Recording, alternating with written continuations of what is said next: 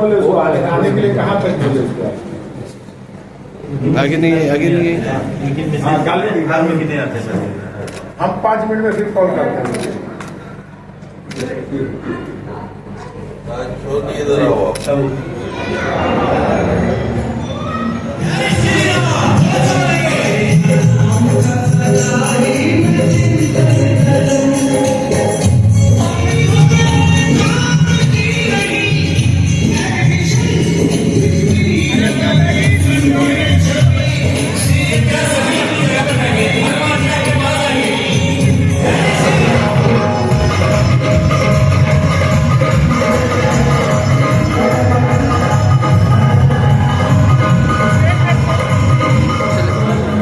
स्थापना दिवस वैष्णो धाम मंदिर गालुडी में आज आए हैं।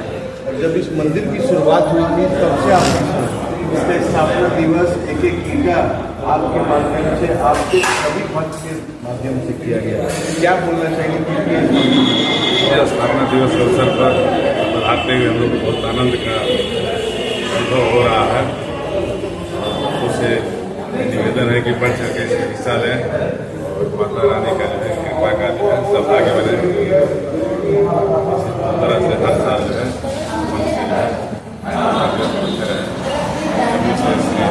स्वामी जी पधारे हुए हैं, जिनका बच्चों से सब कोई आनंदित हुए हैं और लेकर आगे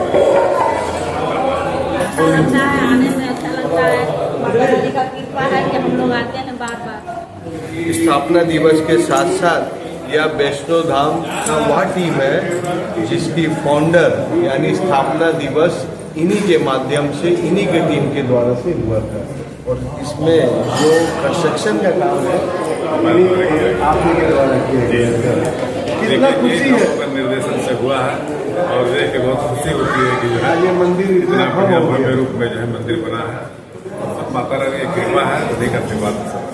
चलिए अब कलश यात्रा शुरुआत होने वाली है, आपको दिखाते हैं।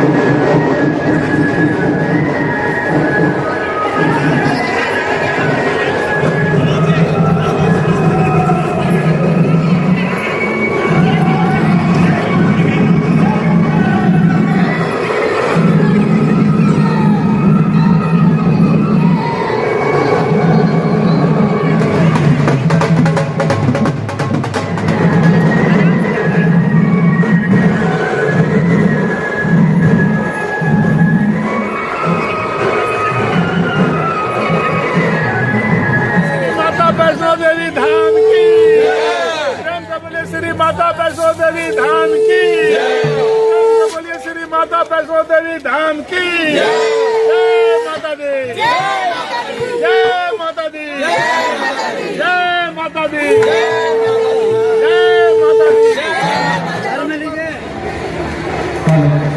क्या बोलना चाहेंगे स्थिति है स्थापना दिवस में वैष्णो धाम मंदिर? जी, माता वैष्णो देवी की कृपा है और उसकी कृपा के कारण ही ये सब संभव हो पा रहा है।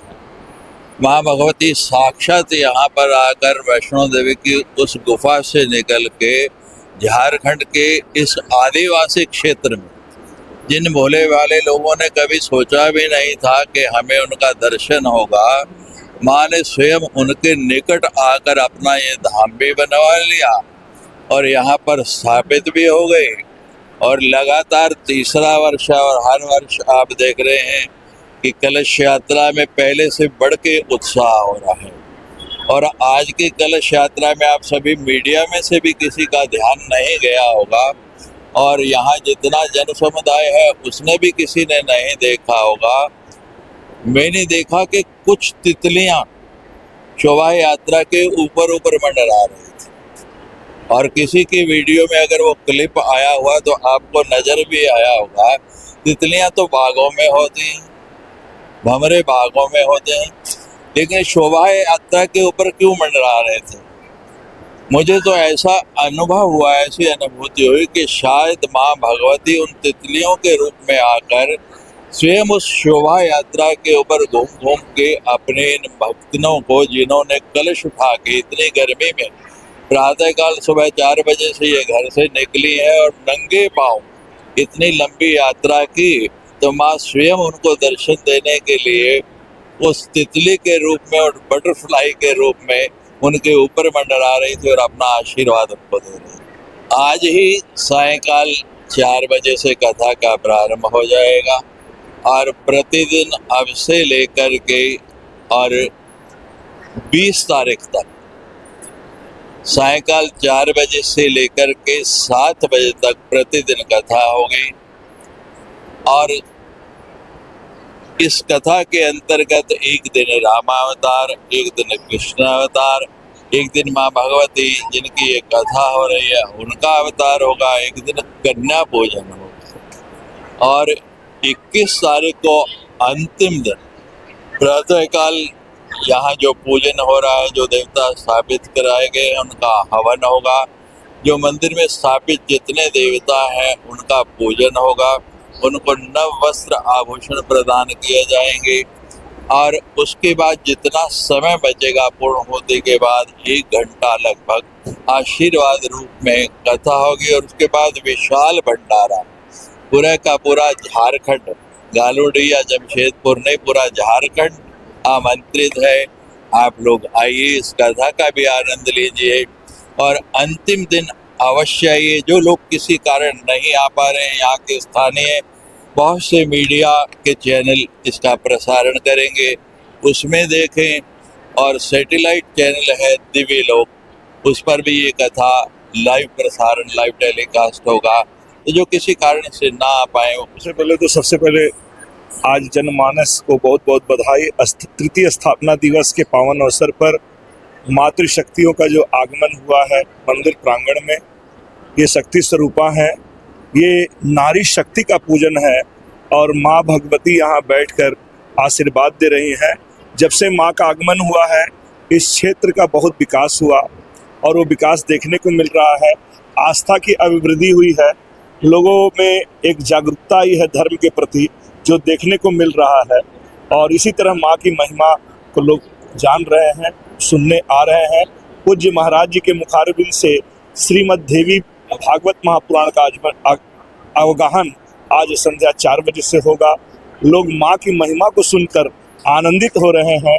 मेरी बहुत बहुत शुभकामनाएं। माता वैष्णवी के आशीर्वाद से पिछले 2-3 साल से इधर बेहतर हो रही है, आगे भी बेहतर होगा और बहुत सारे जो आर्थिक रूप से कमज़ोर है, माता का दर्शन नहीं कर पाते हैं माँ जम्मू जाकर, लेकिन यह माता के दरबार में यह माथा टेक के अपना जो मनोकामना है वो मांग करते वो पूरा होती है। फिर भक्त जो है उमड़ कर यह पहुँचती है। माँ का आशीर्वाद से सभी का सर्वांगीण विकास हो, बेहतर हो, निरव हो, समृद्धि और उन्नति हो, यही माता से हम लोग सब मिलकर कामना करते हैं, आशा करते हैं। इनका आशीर्वाद से परिवार, समाज, राज्य, देश समृद्ध बने और आने वाला समय जो 2047 जो विकसित भारत का सपना हो पूरा हो सके, समाज के हर क्षेत्र के लोगों का विकास हो, यही माता रानी से आशीर्वाद स्वरूप। बहुत अच्छा महसूस, इनका शुरुआत दौर से हम लोग आ रहे हैं, इसका स्थापना हुई तभी से हम लोग आ रहे हैं और अब देखे हैं कैसे माता का दरबार साज धज कर तैयार बैठा हुआ है। माता रानी का भक्तों से ही पता चलता है कि किस तरह इनके ऊपर आस्था है। साहू जी के लिए क्या बोलना चाहिए? पूरा परिवार, पूरा सदस्य। देखिए साहू जी अच्छी चीज़ है, आज सनातन धर्म की रक्षा के लिए इन्होंने जिसका परिवार आगे बढ़ा है, इसके लिए हृदय से साधुवाद और धन्यवाद देना चाहते हैं कि सनातन धर्म में सबसे श्रेष्ठ धर्म है, सबसे पहला धर्म है और इसको जीवित रखना और धर्म की प्रचार करना सबसे बड़ी बात। अच्छा लगा, यहाँ हर साल हम आते हैं लेकिन हम इनके साथ आ नहीं पाते, इनका बहुत प्रोग्राम रहता है। आज साथ में आए, प्रोग्राम तो दोनों का था लेकिन साथ में आए, आज बहुत अच्छा लगा सबसे। माता दरबार में हमारे सांसद जी यहाँ से जब पार हो रहे थे तो पहले गाड़ी यहाँ ब्रेक लगी, फिर स्टार्ट हुआ, फिर आगे ब्रेक लगी। इनको लगा कि माता रानी पकड़ के ला के, उसका स्थापना भी नहीं हुआ था और हमारे सांसद जी चले आए खींच के गाड़ी बैक करके। ये हम उस दिन मौजूद थे। उसके बाद में इन्होंने बोला कि बहुत अच्छा चीज हो रहा है, ये अपने आए रोड से करके। इनको मन नहीं माना, पार करते करते रुके। ये 3 बार इनका ब्रेक लगा गाड़ी में।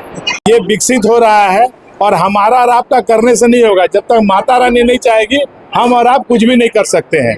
ये आशीर्वाद प्राप्त है जमशेदपुर वासियों को कि कम से कम माता रानी जम्मू से चल के आई है और हम लोग को खुलेआम दर्शन दी है।